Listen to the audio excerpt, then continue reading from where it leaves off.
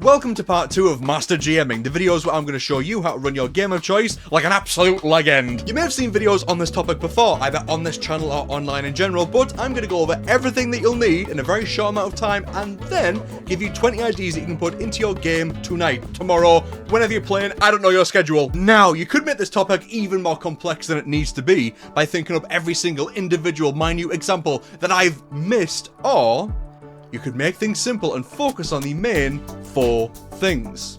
First up, terrain. Do you end up buying and then busting out a bunch of different battle map books? A lot of B's in that sentence, then find your players basically just running around a blank square every combat until they win. Well, change it up, add a simple pond, maybe a puddle of grease or torch oil, or maybe some loose slate, or maybe there's a particularly slippery piece of poo. All these different things can add obstacles and difficult terrain that you have to work around on the battlefield, and that's not even considering the other axes, which is elevation. Are the enemies on a cliff? Well, if so, the players are going to have to figure out how we're going to get up there. And then once they do, once they're up on the cliff, they then risk getting pushed off. Second, goals and talismans. Talismans are what I call it, so I'll explain that later, but it's basically asking, why are we fighting? To defeat or kill the enemy?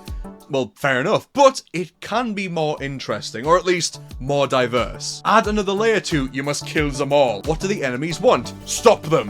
What do you want? Stop them from stopping you. Making the players think and do something besides just looking at their sheet and thinking, which of my powers shall I use to maim this guy this time, is super fun. And don't think that you can't do this to random encounters. You stumble upon bandits in the middle of raiding a caravan, as opposed to the usual we find the results of the caravan destroyed after the bandits got there. So now, you arrive on the scene, save everyone in the caravan. You stumble upon a bunch of spies trying to break the ship's fusion reactor, turn it back on and stop the spies from trying to break it again. See, all of these have been super fast and super easy. Third, cover. This is so simple to employ. There's a broken wall, an energy shield, or the corpse of a dinosaur. Suddenly, those of your group that can deal massive damage at range need to reconsider their tactics. Maybe the enemies are in cover, or maybe they're attacking you so hard that you guys need to get into cover quick. And fourth, to tie all of this together, positioning. Even if every single one of your combats starts with objective, cover, and cool terrain, but both sides of the combat start on either side of the pitch until the whistle blows, then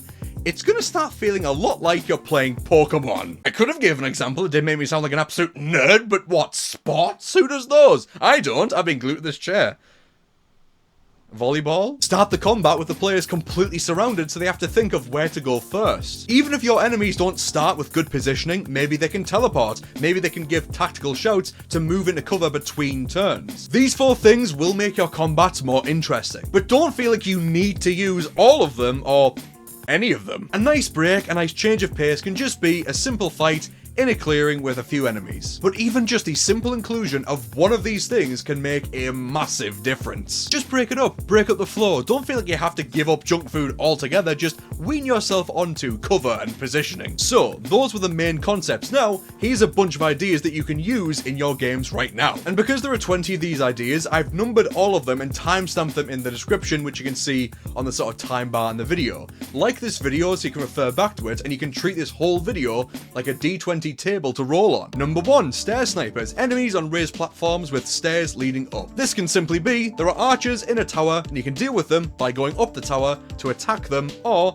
shooting them from the ground. Number 2, stair covered snipers. The same as the previous entry, but you can only deal with the ranged attackers by going up the stairs. Number 3, cliff snipers. Raised unclimbable platforms. So it's like entry number 1, but the players can't just climb the cliff unless they can do so via their character sheet somehow. Number 4, cliff covered snipers or covered cliff snipers. This means the enemies are on unclimbable ledges with cover. So, unless you can fly, unless you can climb, or use AoE attacks to get around the cover, you guys are in trouble. Number 5, rough terrain. Super simple. There are sticks, there's debris, there's ice, whatever, slowing you down. Number 6, infestation. Around the battlefield or in certain places, make a con save or your game's equivalent. Otherwise, you have to move 5 feet in a random direction as you try to deal with bugs, maybe grabby shadows, or trying to grapple with being possessed. Moving the players and even just being moved as a player can be super interesting. Even just 5 feet moved around, that little bit of randomness can really make things interesting. Number Number 7. Toxic rough terrain. Maybe you're in a fetid and diseased bog. What if there's some vile blood from some awful creature on the ground?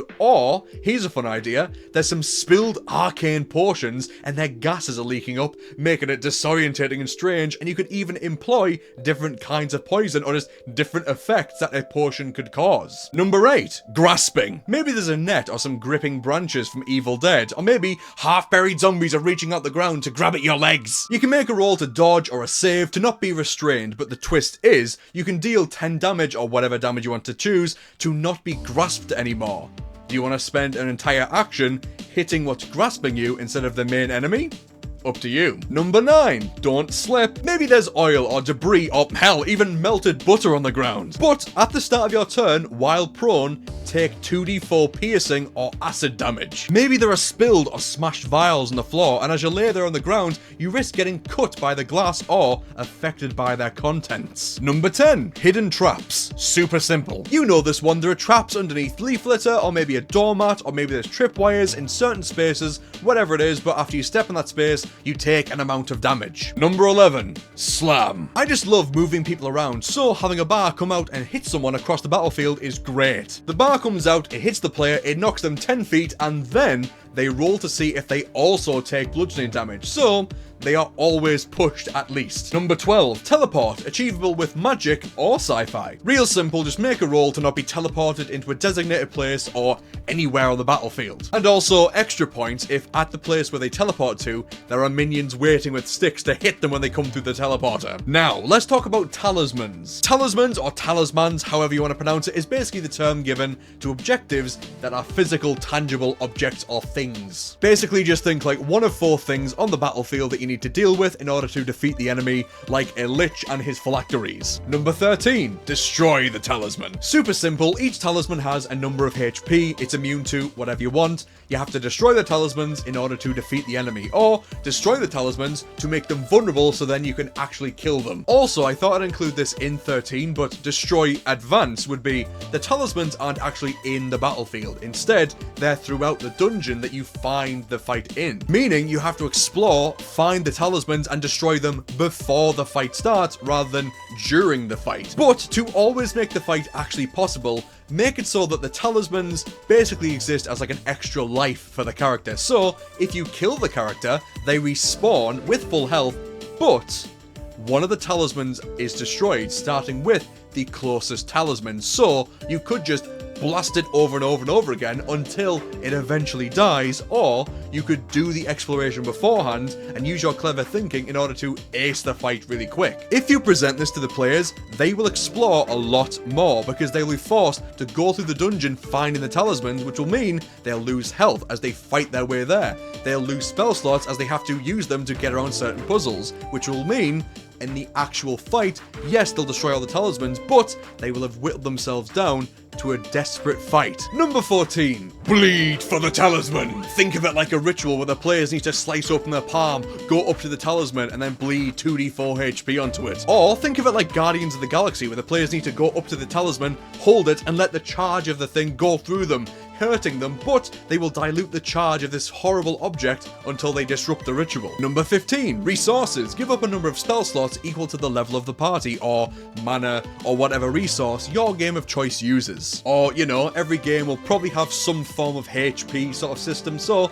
your resource of question could be number 14, and it's just blood. Number 16. Flammable. As you try to fight the enemy, set fire to all the talismans, and you can add extra rules like you can't use fireball to have a bunch of them ignite, you need to focus down with like scorching ray or something like that, or firebolt or whatever it is, but you know, burn everything. This one sounds similar to Destroy, but unlike Destroy, the enemies can go up to the talisman and put out the flame or reset your progress, so you have to balance attacking the enemies and setting fire and keeping the talismans on fire. Number 17. Touch, aka one of your party members needs to run around the battlefield touching all of the talismans. Maybe these talismans can only be deactivated or destroyed with a certain item that the party's collected, but you only have one, meaning someone, probably the fastest person, is going to run around tapping all the talismans with this thing. Number 18. Held, aka all of the talismans need to be grabbed at the same time. Of course, this is very similar to 17, but you all need to hold the items instead of just one person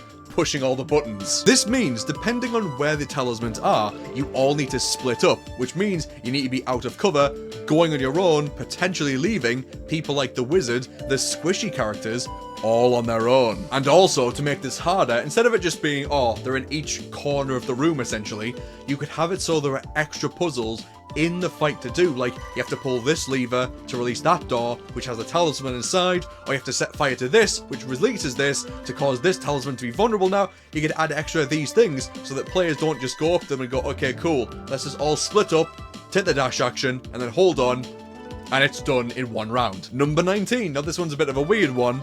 Praise. Instead of grabbing all the talismans, everyone in the party needs to kneel before each talisman. This one seems a bit more explicitly magical, but you could make it sci-fi by having basically like a space cult waiting for you to kneel before them to actually help you in the fight. Number 20, key and lock. Previously gained items need to be put on the talismans. This one is kind of like Destroyed Advance from earlier, but you need to come prepared with the items in question. This one concept could spur on an entire campaign, collecting these 4 items to destroy these 4 talismans across 20 levels of play, all to make the BBEG vulnerable, and then to finally destroy him. Now go forth and make your next combat amazing, and of course, like this video so you can refer back to it and roll on the other 20 ideas again. Thank you for watching. Please support me by subscribing, leaving a like, leaving a comment, and check out the previous video on screen to see how to make your first world easier, faster, as you play, and without the strain.